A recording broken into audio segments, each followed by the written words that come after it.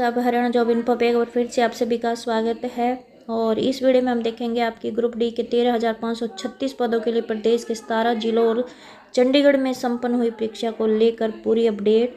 और इसके अलावा ग्रुप डी के 13,500 से ज़्यादा पदों की भर्ती में अब देरी ना हो और इसके लिए क्या किया जाए, इसको लेकर अपडेट आई है।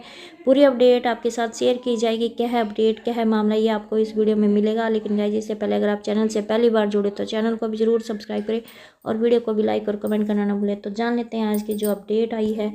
तो गाइस, यहाँ पे ये देखो, ये 13,536 पदों के लिए प्रदेश के 17 जिलों और चंडीगढ़ में आपकी परीक्षा हुई है और लगभग 62% उम्मीदवारों ने ये ग्रुप डी की परीक्षा दी है। और आयोग ने लगभग 34 ऐसे उम्मीदवार पकड़े हैं जो एक दूसरे के स्थान पर परीक्षा दे रहे थे। और इसके अलावा बड़ी अपडेट यह है कि 10,86,706 उम्मीदवारों ने अपने एडमिट कार्ड डाउनलोड किए थे, मगर परीक्षा 8,54,561 अभ्यर्थियों ने दी है, यानी कि 5,61,000 ऐसे अभ्यर्थी हैं जिन्होंने ये परीक्षा नहीं दी है। और वहीं पर मुख्यमंत्री मनोहर लाल ने परीक्षा के सफल आयोजन के लिए स्वयं संभाला था मोर्चा और पल पल की जानकारी ली थी। और इसी के चलते यहाँ पे बताया गया है कि प्रशासन की सख्ती के चलते एक दूसरे दिन परीक्षा में एक दूसरे के स्थान पर परीक्षा देने की घटनाओं में काफ़ी कमी आई है। दूसरे दिन ऐसे केस काफ़ी कम देखने को मिले हैं। आयोग के चेयरमैन और सचिव स्वयं अपने कार्यालय में बने नियंत्रण कक्ष से सभी जिलों और केंद्रों की गतिविधियों पर कड़ी नज़र बनाए हुए थे। जहां कोई भी कमी दिखी, तुरंत अपनी टीम से संपर्क करके उस कमी को दूर किया जा रहा था। यानी कि कुल मिलाकर ये जो परीक्षा है इस शांतिपूर्ण तरीके से आयोजित करवाई गई है। और इस परीक्षा के सफल आयोजन के लिए जो HSSC के चेयरमैन हैं, उन्होंने विशेषकर आयोग के सदस्यों, सचिव और अधिकारियों और कर्मचारियों का आभार प्रकट किया है। और इसके साथ ही शांतिपूर्ण परीक्षा आयोजित करवाने के लिए आयोग ने हरियाणा सरकार, आला अधिकारियों और जिला प्रशासन व केंद्रीय शासित प्रदेश चंडीगढ़ प्रशासन का भी आभार व्यक्त किया है। और परीक्षाओं का रिजल्ट तो लगभग 1 महीने बाद आएगा, मगर परिणाम करीब 48 घंटे में आ गया है, जो पूरी तरह से सफल रहा है। ये बात HSSC के चेयरमैन ने कर्मचारियों का आभार प्रकट करते हुए कही है कि उनके प्रयास से यह आयोजन सुचारू और शांतिपूर्ण आयोजित हुआ है। और वहीं पर ये जो परीक्षा है, ये 798 केंद्रों पर यह परीक्षा आयोजित हुई है। तो नेक्स्ट अपडेट भी हम जान लेते हैं कि क्या कुछ आया कि ग्रुप डी की भर्ती जल्द से जल्द पूरी हो, अब इसमें और देरी ना हो, इसके लिए क्या किया जाए। तो जैसे कि आपको पता है कि ग्रुप डी की जो परीक्षा 21 और 22 अक्टूबर को चर्चा में रही है। और यह आयोजन हरियाणा कर्मचारी चयन आयोग ने नेशनल टेस्टिंग एजेंसी से कराया था।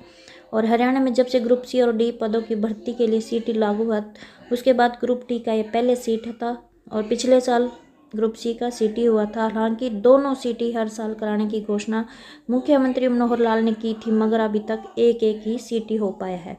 और ग्रुप डी सीटी में लगभग 8 लाख उम्मीदवार परीक्षा में बैठे थे। चूँकि ग्रुप डी सीटी के बाद कोई भी दूसरा सीटी एग्जाम नहीं होना है और ग्रुप डी सीटी रिजल्ट के अंकों में सामाजिक आर्थिक मानदंड के अंक जोड़कर बने सीटी स्कोर के आधार पर ही मेरिट अनुसार चयन होना है।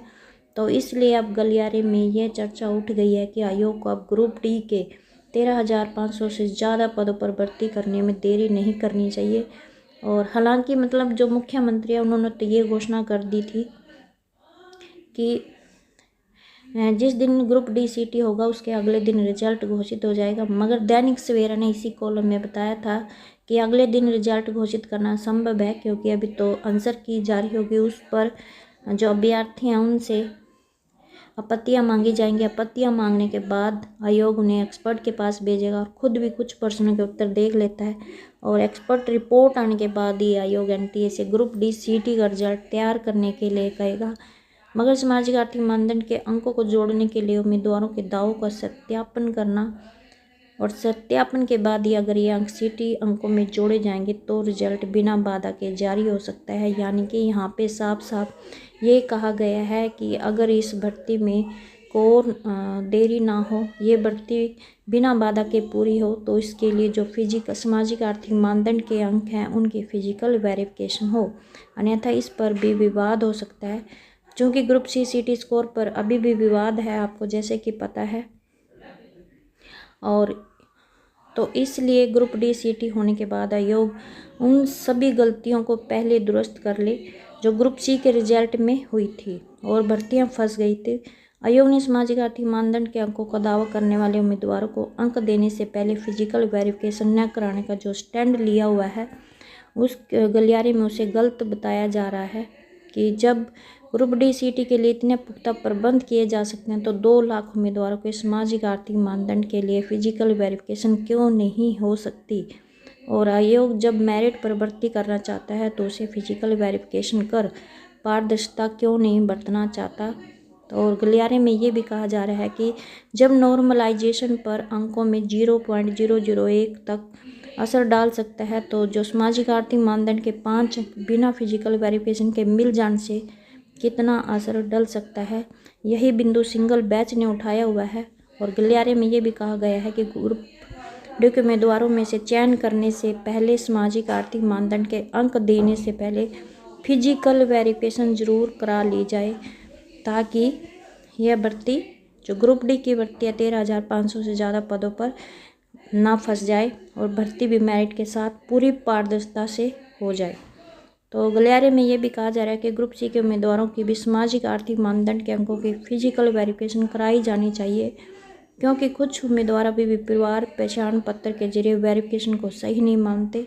तो जिला उपायुक्तों के माध्यम से फिजिकल वेरिफिकेशन की जा सकती है। तो गाइस यहाँ पे ये स्पष्ट कहा गया है कि अगर ग्रुप डी की भर्ती में और देरी ना हो और जल्द से जल्द यह भर्ती पूरी हो तो जिन भी कैंडिडेट ने सामाजिक आर्थिक मानदंड के अंक क्लेम किए हुए हैं, इन अंकों की फिजिकल वेरिफिकेशन ज़रूर होनी चाहिए ताकि भर्ती भी मेरिट के साथ साथ भर्ती में पूरी पारदर्शिता बरकरार रहे। और वहीं ग्रुप सी के उम्मीदवारों की भी सामाजिक आर्थिक मानदंड के अंकों की फिजिकल वेरिफिकेशन कराई जानी चाहिए, क्योंकि आपको पता ही है कि जो पीपी है उसके जो उसके जरिए वेरिफिकेशन की गई है वो सही नहीं होती है, उसमें जो डाटा है बहुत से कैंडिडेट का गलत है। तो यहाँ पे ये साफ साफ कहा गया है कि इन ग्रुप डी भर्ती में फिजिकल वेरिफिकेशन होनी चाहिए और वहीं ग्रुप सी में भी जो सामाजिक आर्थिक मानदंड के अंक हैं उनकी फिजिकल वेरिफिकेशन को लेकर यहाँ पे बात उठाई गई है। तो आज की अपडेट ये है। आई होप आपको ये अपडेट अच्छी लगी।